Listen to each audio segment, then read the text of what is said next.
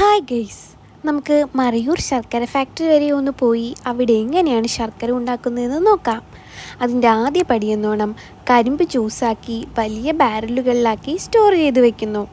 പിന്നീട് ആവശ്യാനുസരണം ഈ കരിമ്പിൻ ജ്യൂസ് മറ്റൊരു സംവിധാനത്തിലേക്ക് മാറ്റിയതിന് ശേഷം അതിനെ ചൂടാക്കി തുടർച്ചയായി ഇളക്കി വെള്ളം വറ്റിച്ച് കുറുക്കിയെടുക്കുന്നു. ഏകദേശം ഒരു 4-4.5 മണിക്കൂർ ഈ പ്രക്രിയ തുടർന്നുകൊണ്ടിരിക്കുന്നു. ഇവർ പറയുന്നതനുസരിച്ച് 2000 ലിറ്റർ കരിമ്പിൻ ജ്യൂസിൽ നിന്നും 130 മുതൽ 150 കിലോഗ്രാം ശർക്കര മാത്രമാണ് ലഭിക്കുന്നത്. ഇവരുടെ അഭിപ്രായപ്രകാരം നാട്ടിൽ സുലഭമായി ലഭിക്കുന്ന മഞ്ഞ ശർക്കര കുറച്ചധികം പഞ്ചസാര ചേർത്ത് നിർമ്മിക്കുന്നതിനാലാണ്. അങ്ങനെയുള്ള ശർക്കര കൂടുതലായും വരുന്നത് പുറത്തു നിന്നാണെന്നാണ് ഇവർ പറയുന്നത്. നമുക്ക് ലഭിക്കുന്ന ശർക്കരയുടെ പിന്നിലുള്ള അധ്വാനത്തിൻ്റെ കഥകൾ ഇതൊക്കെയാണ്.